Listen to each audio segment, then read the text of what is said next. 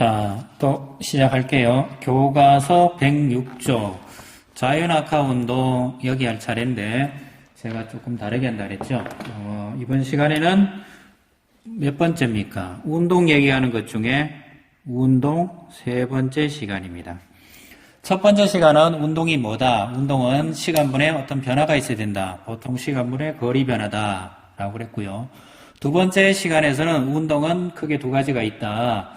속력이 일정한 운동 또는 속도가 일정한 운동, 그걸 등수 운동이라고 그랬고, 두 번째 속도가 일정하지 않은 운동, 그걸 뭐라 그런다? 가속도 운동이라고 한다 라고 그랬죠.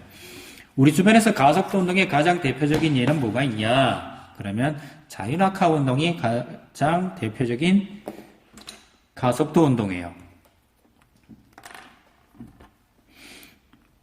자, 운동의 그래서 세 번째는 속도가 일정하지 않는다. 그래서 이걸 가지고 속도가 일정하지 않는 운동이에요.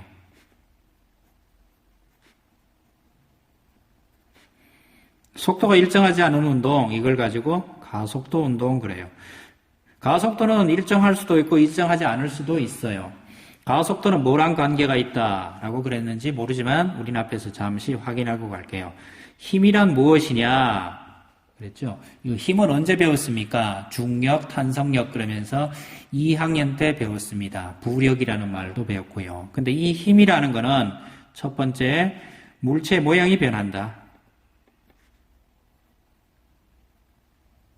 물체 모양이 변하면 힘이 있다라고 그래요.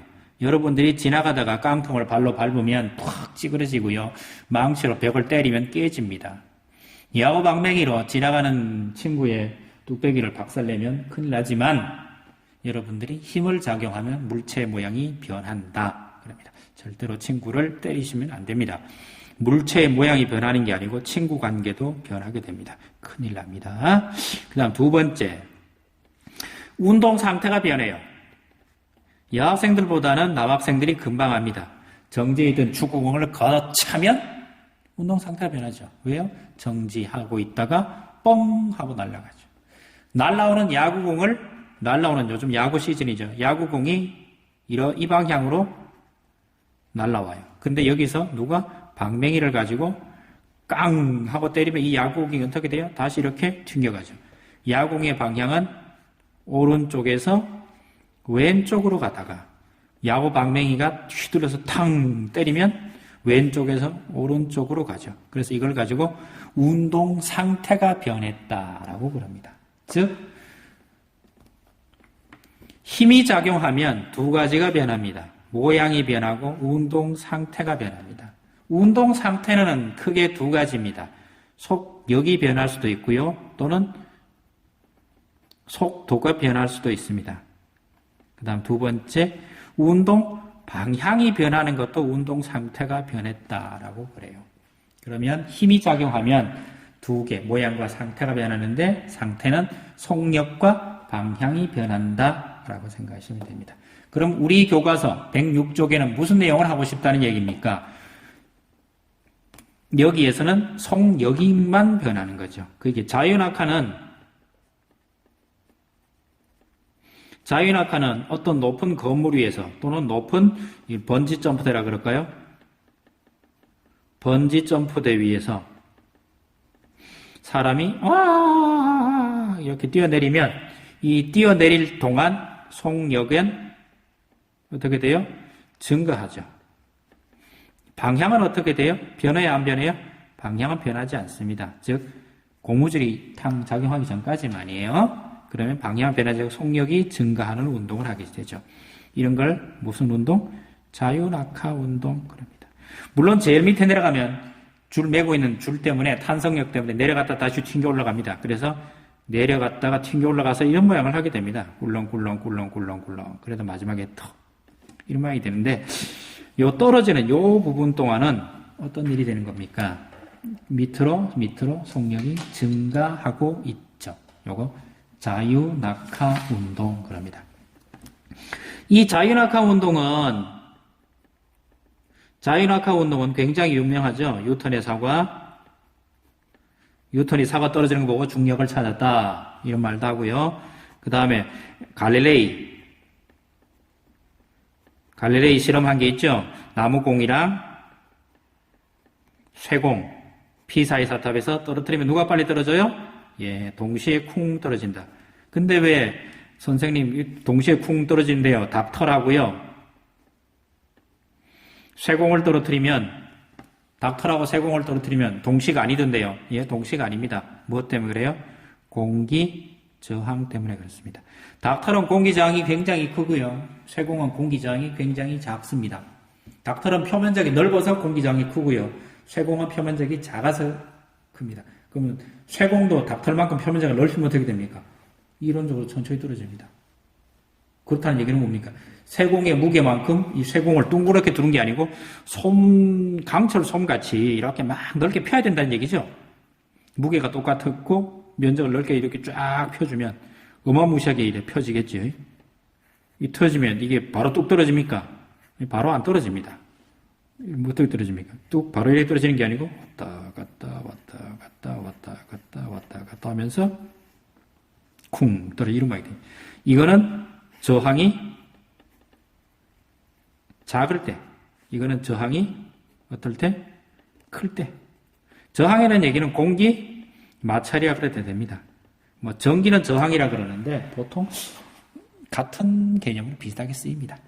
공기 마찰이 크면 천천히 떨어지고요. 공기 마찰이 작으면 빨리 떨어집니다. 그럼 쇠공이 왜 빨리 떨어집니까? 똑같아요. 모양 따라 다르죠.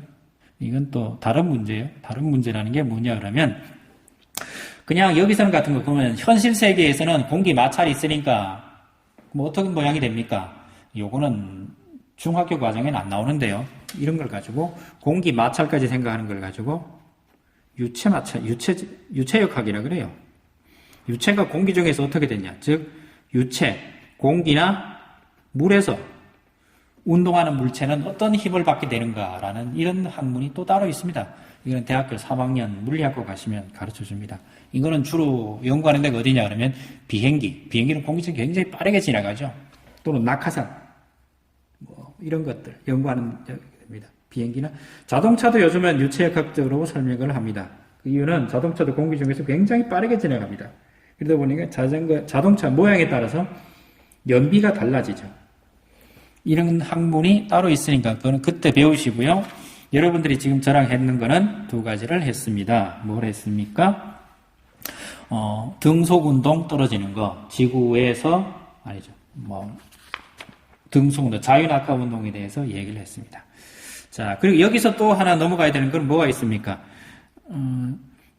지구에서 떨어지는 거는 지구의 중력 때문에 그렇습니다.